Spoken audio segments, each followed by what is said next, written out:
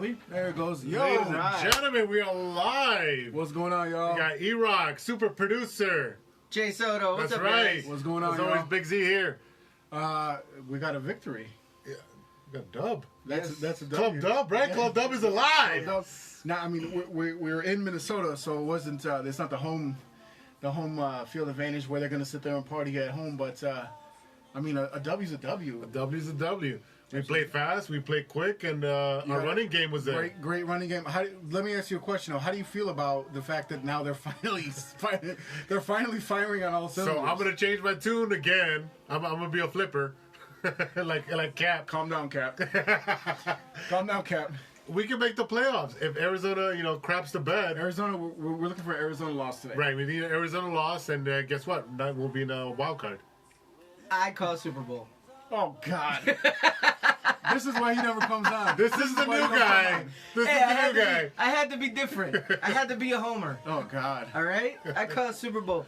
We have a Pro Bowl running back. We do. All right? Pro Bowl wide receiver. Maserati Mitch was back. Minus one interception. That's okay. We can live with that. Guns. If you're a good quarterback, you're gonna have interceptions. Yeah. I will tell you this though. More than anything else, it pisses me off. This is pissing me off because you're gonna tell me that they couldn't do this for 5 weeks in a row. Yeah. Because what they did, this is the biggest problem. Instead of replacing Nagy as a play caller, they replaced Mitch as a quarterback. Now, if you would have replaced Nagy as a play caller, right. put in the laser show. What would have been different? We would have seen a much different record. Maybe 5 more wins. Maybe 5 more wins. Instead of going from 5-1 to 5-7, we might be seeing 6-1, 7-1, 8-1, 9-1. I mean, come on. I honestly have to say the offensive line was super impressive today. It's super They impressive. finally, this is the 5th week in a row where they're sitting there with the same line. It's huge. I mean, it makes such a big difference. Laser moves some pieces around, just like in a chessboard. You move your pieces around to make the best plays. Well, you're also setting up the defense to be on their toes. So they don't know if you're going to run it or they don't know if you're going to pass it. And when you do that and you make some good blocks, all of a sudden Montgomery's 20 yards down the field and they're up there scoring points instead of getting down there and they're scoring touchdowns instead of field goals. Yes. Right.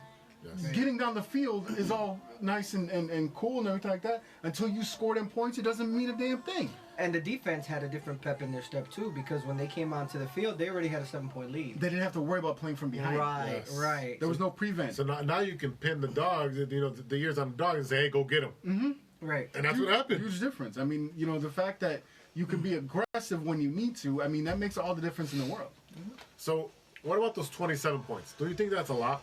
I mean, I think I think they played up to par with what they're capable of. Okay. I think they're not going to go. You got to remember that.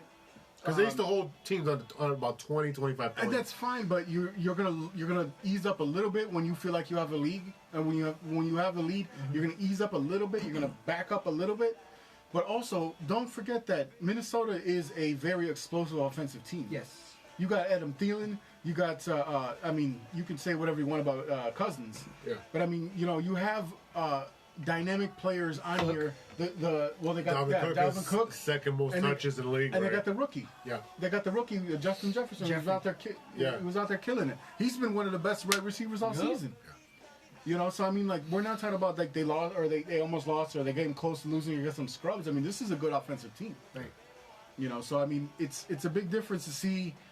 Like I said, the main thing to me is sitting there watching them under laser execute with the pieces that they have, instead of sitting there hoping that they're going to get something done with someone like Foles. This comes back to a lot of stuff that we talked about last week in the podcast and last week on the live shows.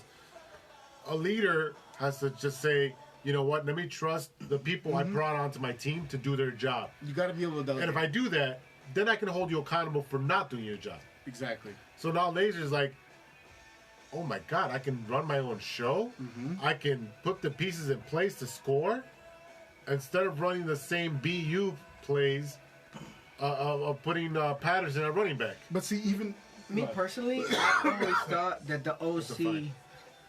I always felt like that. You're right. Yeah, I'm good. That the OC always had a better vantage point from up in the box.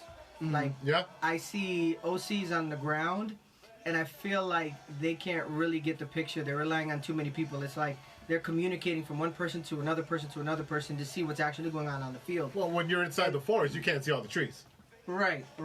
And I felt like Nagy was always doing too much because he's like, all right, I have to make a decision on this play. I have to make a decision on that play. But remember, when he was first hired, what did he say? He said he was going to let the defensive coordinator handle the defense, right. and then, he would handle the offense.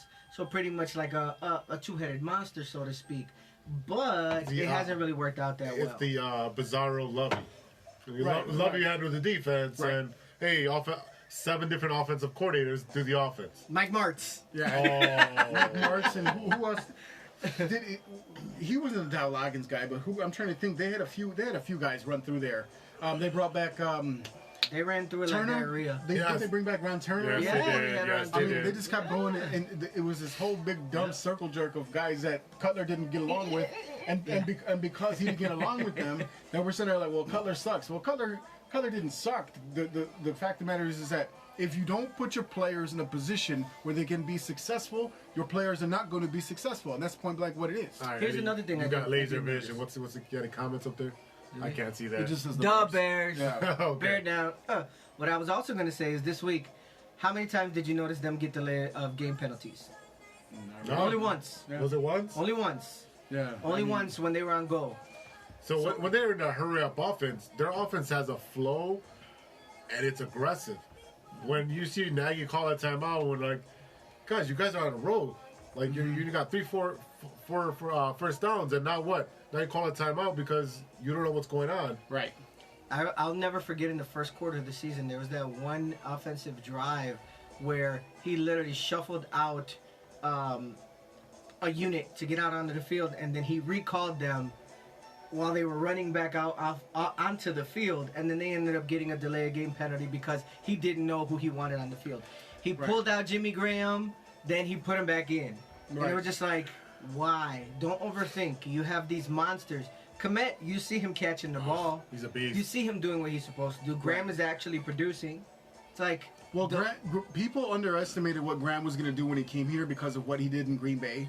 And he's been a very solid, I think he's been a good role model for Cole Quebec. Oh, yeah, absolutely. And how to be a professional player, on how to do, get in the spots that you need to. Pro's pro. Because when you see how he's transferred over from the time that he was in the beginning of the season where he was the main focus as far as tight ends are concerned, you see that shifting over to Komet, which is what you want. Yeah. Would you be opposed if they brought back Jimmy Graham next year? No. Why not? Because, I mean, That's 2 big tight ends you can use. Right, and he's not the player that he used to be when he was with the Saints. But he can catch. Right, exactly. You can still run a really dope 2 tight end set. Yes. Right, and well, you got your young guy and your older guy, and it'll eventually balance yourself out. Now, if you're talking about like a 5-year deal, I wouldn't do that. Right. But I would give Jimmy Graham 2 years at this point because if absolutely. I'm not mistaken, he's on a 1-year deal. Yep. So I mean, like you want to keep going. You want to keep your defense steady because right now we're looking at a lot of players. Who was the player that we were talking about that never gets any love? Mooney? No, on the defense. What's his name? The white dude. Urban. Oh, Yeah, Urban. Keith Urban. Keith Urban. Keith Urban. Keith Urban. Yeah, so I mean, so we were talking about like Urban out Resident there. country singer. He's rushing a quarterback, and he doesn't get the love. Like we're looking over here for Robert Quinn to be the dude, and he ain't the dude. He needs that medicine woman to give him a fountain of youth or something. Because Dr. Quinn. Yeah. White man can't jump, but white boy can rush. He went after him. So so I mean, Urban's out there doing his thing, and we never see Quinn doing anything. I mean, like what happened with this guy? I don't know. That's. I think he was signed while he was still hurt.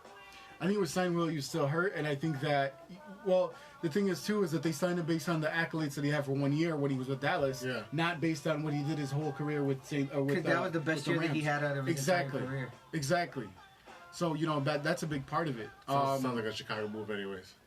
Well, that sounds what like Chicago teams do. They do that. Well, I mean, just in general, typically you're going to sit there and you're gonna target. You're gonna overplay for players based on what on past performances. Right. So that's a big problem too, is because you're expecting them to be able to do what they used to do, and that's how baseball teams get in trouble. That's why other pros is out there still stealing money from the Angels. He's been stealing money for like 6-7 years. So now that we're at this point, we got 3 games left. We got the Jags. We got the Packers. Mm-hmm. Is this 3 games left or 2? Don't they have to play the Lions again? I know they played the Lions. Well, there's 7. There's 14. There's 2 more. So it's only the Jags and the Packers. Jags and Packers. Yep. All right, so The now, Jags is a very winnable game. so it could be a letdown game, though. so here's my question to you. At this point, where we're looking at 2 games left, Yeah. what direction do you think they should take? Super Bowl or bust. Oh, brother. I just had to. You gotta. I mean, at this point, there's a chance to make the playoffs, and once you get into the dance, anything can happen. And you said that last week. That's always been my thing. Was that all you need is a chip in a chair? As long as you give me somewhere to sit and a way to play, I'm trying to play. I'm trying to get in it. I'm trying to win it. It's all about streaks, man. You never know what can happen once they get in there. Honestly. And it's really hard to sit there and try to change people's minds once they get to the point. Once you get to the point when you went from 5-1 to 5-7, now we're sitting here trying to convince people, but yeah, you should go for it. And that was my stance, and you were like, no, let's tank it. And I'm like, they lost 6 in a row. You might as well keep tanking. right. So I mean, at this point, you're just sitting there trying to decide which direction we really want the team to go. But now Chicago's like, oh, wish you're firing now. You fire Pace. Now they're winning. You fire them now? So here's one thing that I was actually hearing on the radio that they were talking about a lot is that we're not the same. We could talk about how tough the Chicago media is and this and that, but we're not the same as Philly or New York or Boston, where we're sitting there railing on these guys. We've gotten to the point where we're so conditioned and used to mediocrity that we're okay with I think it was Mike Wilbon was talking about. He was talking to Tom Waddle on their show on ESPN, and his thing was like, we're so conditioned that if this little glimmer of hope that we saw, we're like, oh, well, they can make everything better. Yes. And it doesn't really work that way. So, I mean, like, now we're kind of stuck in limbo because we get a little bit of hope in our heart. And we says, well, they could just do that all the time. I think they fooled us when we're looking at how they came out of the gates. And if we really want to analyze those games like we did. Yeah, we did. We said it was a their lot of 5-1 is not a real 5-1. And that's why you had a lot of people out there saying it's the worst 5-1 team of all time, or at least, that we've seen going in the last couple years. You know, I honestly don't think Nagy is that horrible of a head coach. I think when he handed over the keys to Laser and took some of that responsibility, I think he creates a really good culture. I think he's really strategic on how he's built out the organization from the inside out, right? But as far as the offensive play calling, I really think that was his downfall. Him trying to do too much at the table instead of letting off the reins and not micromanaging. I don't think he was ready to be a head coach. No. He was not ready. No. If you look at the games he called for Kansas City, especially in the playoffs, they abandoned the running game. Yeah. For no reason. Right. You got 2 of the best running backs in your backfield and don't use them. Yeah, and I mean, they just couldn't, they really... Again, I think the biggest difference that you're seeing the difference between Nagy calling plays and Laser calling plays. And again, I will tell you, it frustrates me to no end to see the difference and know that instead of switching out the play caller, they switched out the quarterback. And especially, I'm not going to sit here and blow smoke at you and tell you that Mitch is some incredible quarterback. But I think what's going to happen is that Mitch is going to leave this town. Mitch is going to join another team, and he's going to end up being successful on another team because they're going to know how to use him. Yep. You get a coach, you get a GM, you get an offensive coordinator that has a little bit more knowledge, a little bit more confidence in the kid. Hey, let's take a chance on him. Well, I said that a good place for him would be Atlanta. Yep. Because so let's say we do a swap of quarterbacks. You bring Matt Ryan up to Chicago, and you put Trubisky down there. Now someone told me that was a terrible this and that because they like to play in the pocket. But a smart coach will sit there and create plays and call plays that will be beneficial to what your quarterback can do well. Well, if they get Trubisky, they're changing the whole strategy. Right. And now you're going to get a good offensive line. You're going to get a tight end that he can hit off, as one of his reads, and have a good running game. And everything else is going to open up for him because he can run the ball. He can run the ball. He can scramble. Quarterback. Right. He can really. As soon as you get him out of the pocket, he's very much like Jay Cutler. Get him out of the pocket, and he's going to hit somebody deep. Mm-hmm.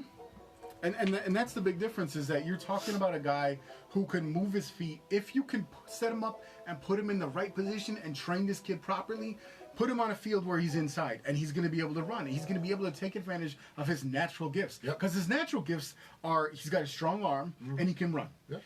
I'm not going to sit here and tell you he's the best reader of the defense. No. You know what I mean? Like, he's not the most accurate quarterback. But again, you take a defense this good, and there's no reason they shouldn't have won those games.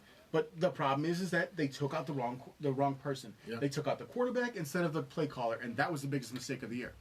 Didn't you hear during the when the commentators were speaking in the first half, when they were talking about Trubisky and his relationship with Laser and how he's been able to actually bring plays in that he likes Yes. as a scrambling quarterback. He had an and impact be on able to the give play it to figure out. Laser and then be able to say yay or nay and add it into the offense. That's what you're supposed to do.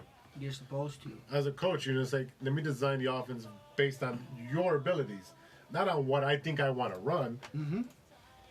And that is part of not just being a head coach, but being the offensive coordinator. I think what happened is that Nagy had so much on his plate that he was worrying about the wrong part of what was going on. Yeah. You know, and I don't know. I would love to see them make a run. I would love to see what this defense can do now that you have an offense that can actually move. Because we're looking at the fact that the last couple games they're scoring a ton of points compared. I mean, they couldn't breach 20 points for like 5, 6, 7 weeks in a row. I mean, and every time Montgomery had the ball, it was like he was hitting a brick wall prior to. Yeah. Because they had a pass scheme for the offensive line. You had so many people clamoring to bring back Jordan Howard, who is terrible. Oh, no. He's so mediocre. I mean, he went from the Bears, he went to Philly. He didn't pan out in Philly, so what happened from Philly? He went to Miami. What happened in Miami? They cut him. So they caught him in Miami. Yeah. And they had Matt Breida that they brought over from San Francisco. So now you got Jordan Howard sitting out there. Where is he right now? He's on Philly's practice squad. He's not good enough to make their starting rotation. Right. A guy that we drafted, 5 or 6 years ago. But bring back Jordan Howard. Bring back Jordan Howard. We saw people today or yesterday talking about bring back Lovey because he got fired from Illinois. What is going on? There's no place for him right now. There's no place on the Bears for Lovey. But that's the whole thing too. Like, You'll see You Lovey in can't- Texas. You'll see him with the Texans next year. you think so? I mean, you could see him. You could see him on the Texans Because the offenses are pretty much ready to go. yes, and he doesn't have to worry about it. I mean, Right. he needs an And offensive. that's exactly what I'm saying. He just step in and fix the defense, and that offense can score 40 points, as it is right now. Right, 100%.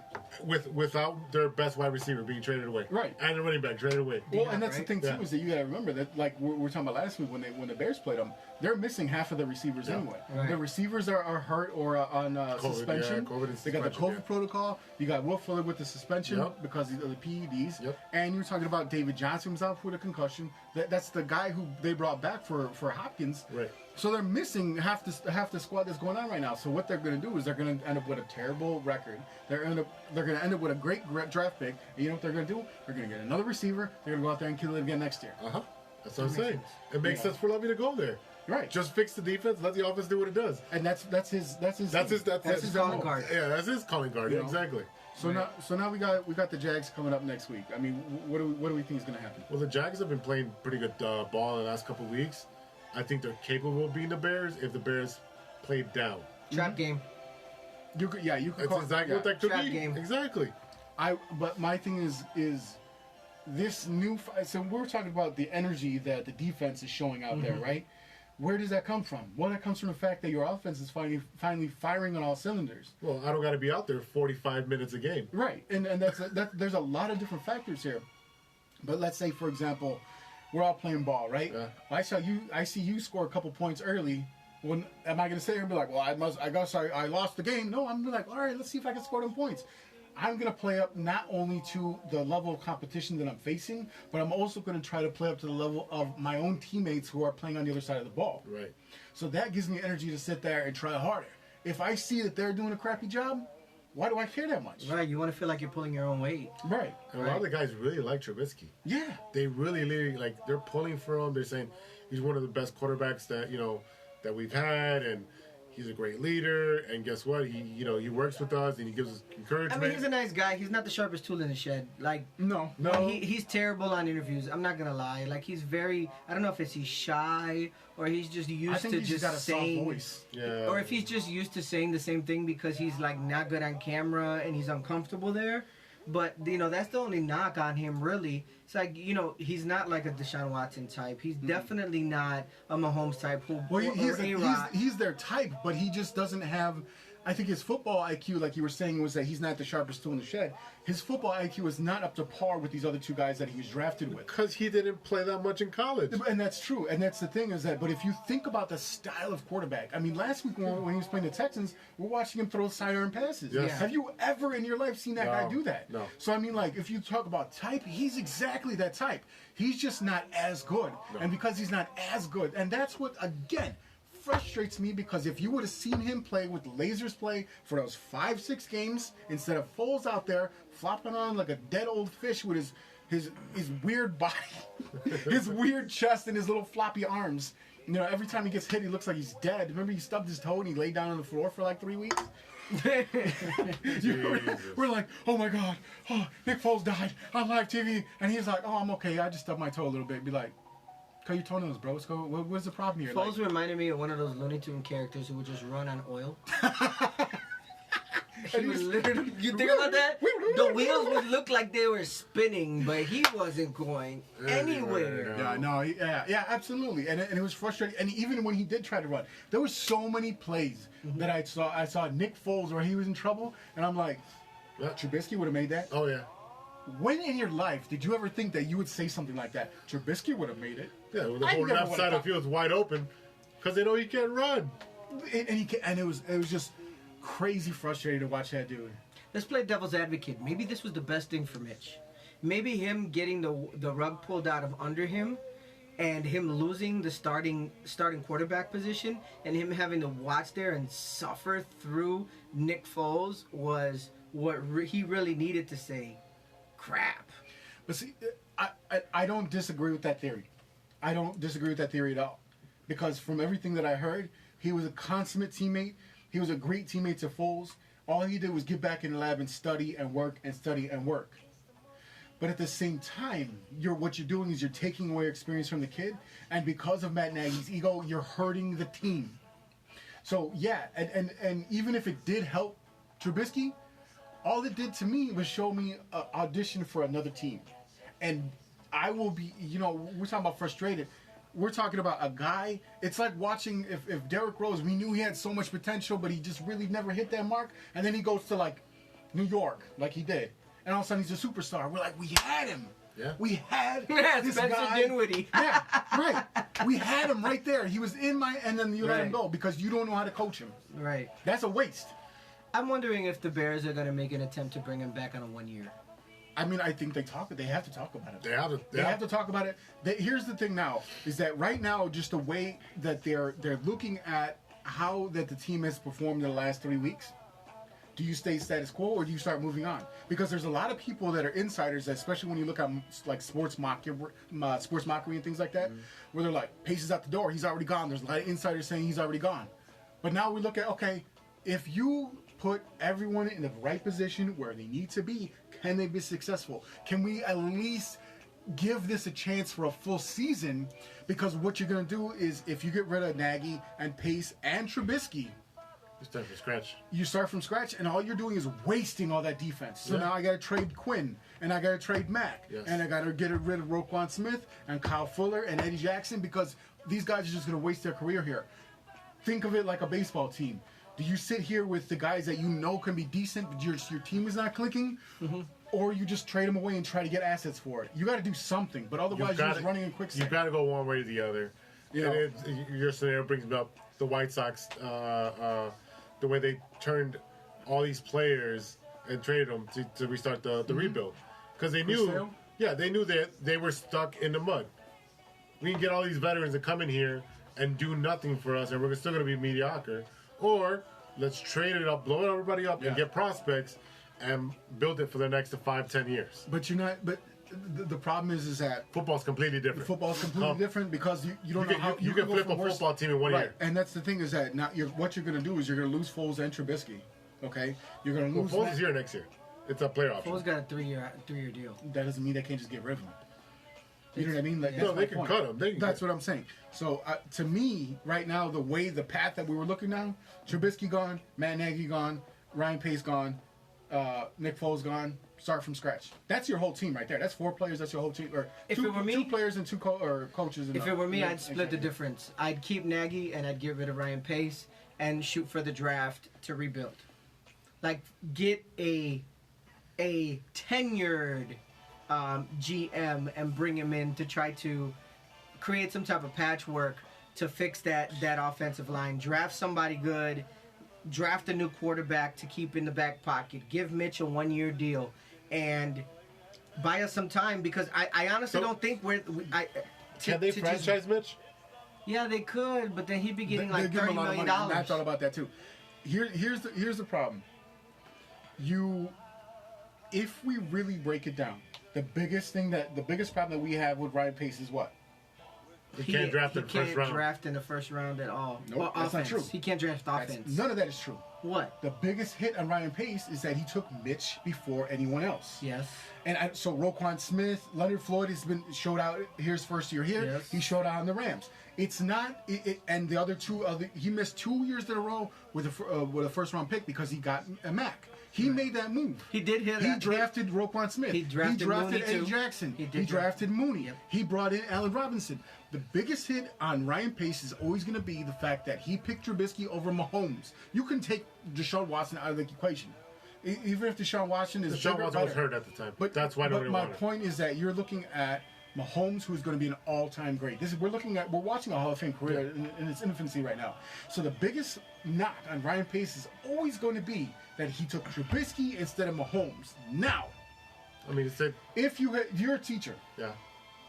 If I got 5 A's and an F, what does that make? It still gives me about a C, realistically. So what we're looking at, good. Khalil Mack, Eddie Jackson, Mooney, this and that. And no GM hits on every pick. And that's my thing, is that our biggest dig, and no matter if you said dig, right? Dig, yes. Dig, D-I-G. Right. Just want to make sure. PG show. When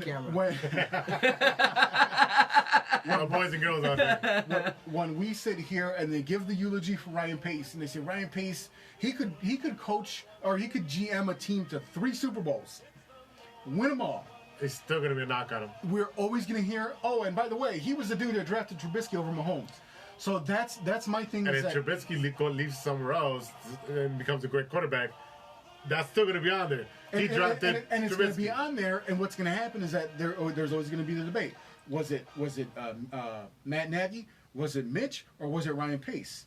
So my point is that yes, it was a terrible mistake. No one knew what Mahomes was going to be. Yeah. Okay.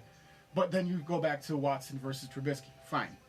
Can you imagine what would have happened if Ryan Pace would have just tightened up his belt and told the Coach Nagy, to just hand over the play card earlier in the year? Yes. I think there's a lot of dynamic. Wait, if your boss says, hey, you know what? Whatever you're doing is not working.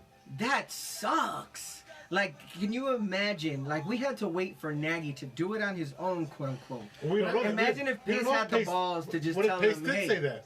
We don't know. We don't know that. And I think that's what you did is you gave the trust to Nagy because Ryan Pace hired him. He says, I'm trusting you to run your team. And you could imagine Ryan Pace up there in the booth, like just shaking his fist, like this damn kid, whatever it is. But like I said, with Pace, my thing is that do we get rid of Pace because of that mistake he made? If you look at it overall, his resume is not that terrible. It's not. Nah. We haven't had that many first-round picks. You were talking about him not hitting our first-round picks. Besides his infatuation with New Orleans. But that's where he came from. Yeah. Kevin White was a bust. He was a bust. Roquan Smith is awesome. Yes. Mack is awesome. Yep. Trubisky shows signs of greatness. Signs. Thank you. When he can. Signs. when he can. But that's what I'm saying is that your biggest dig is that he just didn't pick Mahomes, and it's hard for me to do. Well, a lot of teams didn't pick Mahomes. I know. So we can't blame that. And a lot of teams didn't pick Watson either. Well, Watson was hurt. Yeah, and that's why. And that's why people passed. He never even gave me a dinner. Well, they don't have to take you to Outback Steakhouse to know that your knee was busted up, bro. Right. I'm sorry to tell you. So they were thinking Trubisky, and when I really read the report about Trubisky, the idea why the scouts had him so high was that they said he had the highest ceiling, but unfortunately he also had the lowest floor. So if you're talking about, Mahomes is up here too. We didn't know what Mahomes is going to be. Based on scouting, Mahomes ended up being up here, but his floor is here. Mitch's floor is down here. That's the biggest problem. Mahomes had a full year under Alex Smith. Right, yeah. And he had a full year under Alex Smith, and he had a year with Nagy, and he's had all these years with Andy Reid. Yes. Andy Reid has been in the league since 1962. when he was a big pump passing kid. Remember that? Yes. Was it in Yeah, Philadelphia or whatever? so he has so much more experience. 6'4" third and grader. now you got a guy who has the skill set. Yes, exactly. But you got a guy who has that skill set, and he's got like just some of the most incredible coaching and teaching of any player. He has probably one of the best coaching trees. And that's what I'm saying. He's had the benefit the whole time. So again, we can talk about Wilbon telling us that I'm accepting mediocrity, but I still want to see. I want to see a full year. I want to see a full year of Mitch with Laser and Nagy and Pace, and I would have loved to see a full year with true potential of what this team could have been. So let's say they bring everybody back, and they improve the offensive line. Sign a wide receiver, a proven wide receiver in the offense. Who do they need? They don't need another wide receiver, I don't think. You got Mooney, Miller. You got to get A-Rod back. You got Komet, and you also have. That's if they sign A-Rod. You don't know. That's what I'm saying. You sign. They can franchise him. Well, that's what I'm saying. Right? If you're talking about signing a proven wide receiver, that's the guy you sign. You sign the guy's already in your system. You bring back A-Rod. You got Mooney. You got Miller. Who's very good when he's good. He's good. Yeah. You got Komet and you got Jimmy Graham, and then you got your pass catching running back. Mooney was way better than everybody expected. Oh, yeah. And he had a greater impact way quicker than anybody anticipated. Mm-hmm. Yeah. He flew right past Miller on the. On the depth chart. And that's the thing is that Miller, when he gets the ball, he can do some things. But Miller's a head case. Miller gets in his own head. Yep. If he misses a catch early, he's gonna miss every catch. Yep. That's just what it is. If he has some, if he does well in the beginning, he's gonna do well throughout the game. I feel like you got to put Miller in front of the jug machine and just shoot footballs for like 3 hours at him. I don't think it's a catching thing. I think it's a mental thing with him because you see when he does bad in the beginning. If he has 1 or 2 bad plays in the beginning, he shuts down for the whole game. Devontae Adams was the same way. You know what? We also aren't really taking into consideration the fact that these wide receivers have the same problems that all the other players do. They run out a certain amount of plays in practice, but then didn't we hear the knock that they weren't running the same plays in practice that they were doing in the game? Yep. So of course that's going to affect the wide receivers because they're not going to be sure on the routes that they're running. Right. Absolutely. Or even when we were seeing all of those offsides penalties because of the fact that the counts were different. Yeah. Like, of course, they're going to be shitty. They're going to have a problem. Excuse me. They're not going to be as good or as practiced as what they did before. Super producer Sorry. Hey, I'll mute myself out later. Beep. All right. But that's what I'm saying. Like, I think that you've seen a different team altogether just in the fact that now they're executing the plays that they practice week in and week out. Yeah. The personnel are set in their positions and they know where they're going to be. They're not going to be flip-flopped down the line. You know, I feel like that made a huge difference. And being able to see Mitch roll out so much was so much fun. Oh. Like, I really enjoy that brand of football, especially when you got somebody who's got some legs. It makes aggressive. The game more exciting. He's not scared. No. I feel like Mitch is scared of Nagy. I feel like Nagy has said something to him like, "Hey, I got your mom in my trunk if you don't do this." I'm like, "What the? Wait, hold up!" Like, in his old Toyota, right? In his camera. Yeah, and Mitch is so like, if you listen to Mitch like we were talking about earlier, don't spank me, Dad. He's kind of timid. He's soft-spoken. He's like, go get a switch. Go get a switch. He's like, no, please, no, please, no. Yeah. I mean, but that's the thing is that, you know, and I told you, I want them to win every game. I might not wake up tomorrow. At least I got to see a win. You know what I mean? Like, I've just personal experience. You know, that's how that stuff goes. So, I mean, I love to see the wins. I don't know what they're going to do against Green Bay, but first they got to get past Jacksonville. The number one thing they got to do this upcoming week is not look past Jacksonville because that's your trap right there. Yeah. That being said, I'm still predicting 8-8. They're 7-7 right now, right? Yeah, they're 7-7. That's a win and a loss. That's how I predict it. That's how I see it. Wouldn't it be great if they just went out? Of course it would be great if they went out. I just want to see Aaron Rodgers lose. Just somebody just pissing his coffee one day. You can do that. You might get arrested though. But it says fire Nagy, keep Pace, franchise Robinson. I mean that's similar. See, I think Mary kill. And, Mary kill.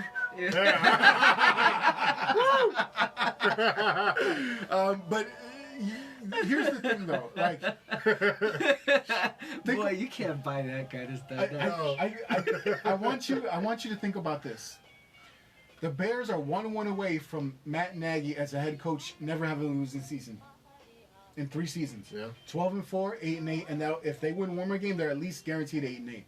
And you'll never have a losing season. Never have a losing season. I mean, Now, they fired Lovie Smith for less. They fired Lovie Smith for on a 10-6 season. Now think about this. Yeah. Mike Tomlin been on the Steelers forever. Never had a losing season. Had like 2 or 3 8-8 seasons. Yeah. So now, do you see what you can develop? Or are we just quick reacting and getting rid of them? We're quick reacting. That's the thing. I think it's just because of the society, the way that we're built now. People Yes. want that instant gratification. I said that's Chicago fans. Because Pittsburgh fans and Chicago fans are not the same. We're not the same. We're not on the New York and Boston level, or Philly for that matter. But we're not like, well, come on, Steelers. You know, we really. But those 8-8 teams had tons of injuries. Ben was out one of those years. My point is that regardless, we are 1 win away from Matt Nagy never having a losing season as a head coach for the Chicago Bears. So do you give him a chance? Yeah, when you look at the body of work is greater than the season.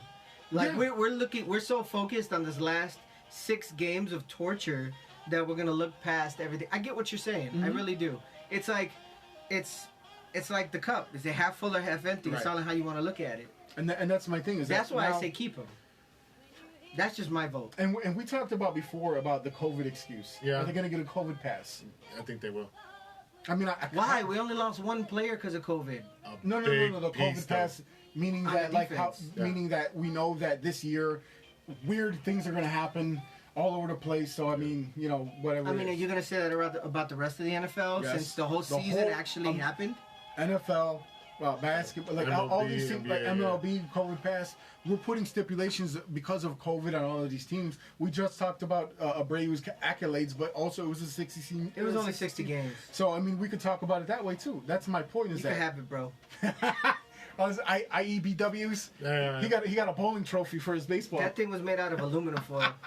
I'll take it. and paper towel rolls. Yeah. And a Nerf ball wrapped in tinfoil. I'll take it. I'm gonna make you something out of crazy glue and empty paper towel rolls. On that note, Yeah. Let's do this right here. We got so just so y'all know, this is our Christmas show. This our podcast episode. What is it? 24. 24 is coming out on the 24th of December, 24? Just in time for your Christmas Eve celebrations. That's right. No gang signs. No, please don't. No, I said 2-4. We all grew up too close to each other to know what all that means. Okay? 2-4, not 2. You know what? Yeah, bro. Don't tag up my garage, please.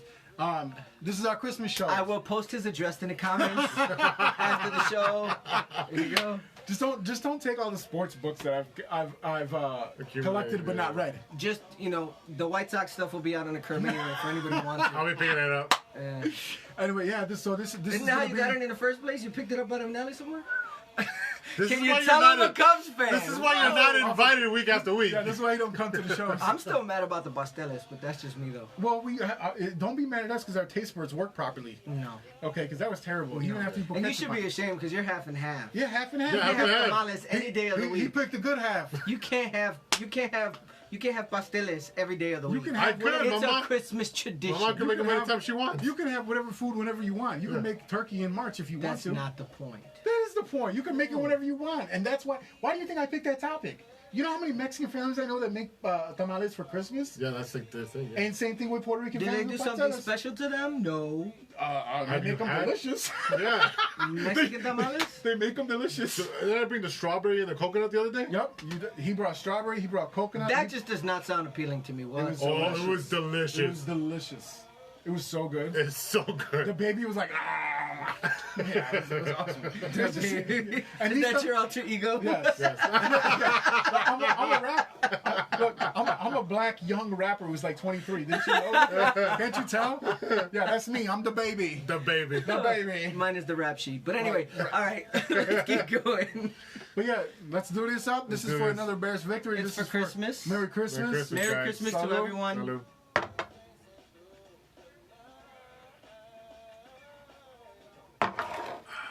That's delicious. I told you, bro. That's my Apple favorite. juice. Yeah, apple juice. Get your favorite apple juice in your local jewel aisle. If you can find me those apples, I'll buy them, bro. I don't need. We had this discussion about apples. Nah, we did. If my apple tastes like that, I'll start eating apples. Speaking of which, I just went to Go-Birds not too long ago to get. We went to the pumpkin patch, and then we also went a few weeks ago on Thanksgiving to go get our tree. But they actually make their own wine there. When I tell you guys it's really good, Out of what? they have their own apple picking orchard, so they made their own apple wine. Hey, this is my wine right here. So if you're watching, we need a sponsorship. Yeah. You want your tequila? What is it? Featured? Would you like your... Wait. Let me Yes. do it. Just like in the commercials. Would you like your product sponsored on our show? Just hit us up in the comments. That's right. True Chicago sports fans. That's right. Get your product featured. You got to give us some for free, though. And then we'll get you the hookup. You gotta mind the stepchildren down here. You got to do the whole... Wait. Here's the... The Vanna White. Vanna Black. Get it right. Vanna Rican. The Vanna Rican. The Vanna Rican. That's great. It's Vanna with an H. Oh, All right. man. All right, yeah, like I said, this is our Christmas Eve show. episode, So yes. episode 24 is coming out on, I can't read that. Episode 24 coming out on Christmas Eve for your listening pleasure. That's right. Stop the Christmas music. Tell Bing Crosby to chill. Listen to us. We're going to talk about the Bears. We're going to talk about the upcoming game against the Jaguars. That's right. And we have a special guest this week. Yes, we got Mikey O joining us. Comedy show. Yes, comedy Drum show. roll, please. Actor, producer, comedian. If you've ever been to a concert, he usually has the comedians there for you. What is that club on Wheat Street? Joe's on Wheat Street. There, that one. Joe's on Wheat Street. Yeah, he usually has the comedy shows there. He was in La Habana, Madrid, at the Goodman Theater, and at the Steppenwolf. He's been around the block, but in a good way. Pretty much. All right. So yeah, that's gonna be our special Christmas show. We hope right. you guys join us Thursday morning. We are gonna break down a Bears victory against the Vikings. Like I said, we got a few things to talk about. Unfortunately, we're talking about two losses. My favorite college team and my second favorite college team. Yeah. Neither team can score more than 10 points, but we'll break that down a little bit. Yep. Notre Dame making number 4 in the college football playoffs. They will play Alabama, so that'll be exciting. That should be a game. And if they win, there might be another rematch with Clemson. Part 3. So who knows? I mean, they already got our number. One of the big things, like I was telling you, was that even though it was a rematch, we didn't see Sunshine the first time Right. Yeah. when they played Clemson. So we saw DJ Ugalele, that guy. Ugalele. Yeah, Ugalele. Ugalele. So we saw him the first time, and who we saw again. I don't know why because when you say his name, I want to go like, Yeah, that's good. Ugalele. It sounds like a We're really watching good name. Moana too much. Moana.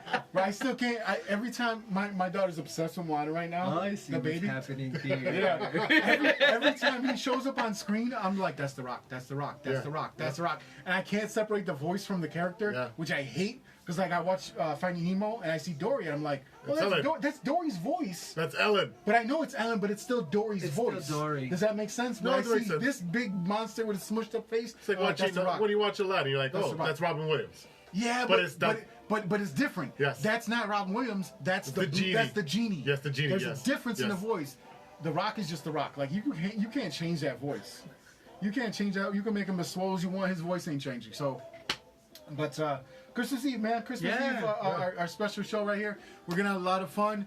Check us out. All Lane Tech grads here. So for our Lane Tech people, we really Yes. appreciate you. We had Gabe on last No week. GEDs here. we had Gabe Ramirez from. This is why you're not on the show. This is what's called a three-headed monster. If we're not yelling at each other, we love each Oh other. So my that's how it God. rolls. We've known each other for 25 years, so that's how this rolls. Last week we had Gabe Ramirez, also class of '99 from Yeah. Tech. Yes. We had a lot of fun with that. So check us out. Like I said, Christmas Eve. Let's do it to it, and hopefully On behalf you of enjoy. E-Rock and Big Z, I'm Vanna Blanco. You guys have a great Christmas. All right. All right, y'all. Benny Blanco from the block. What?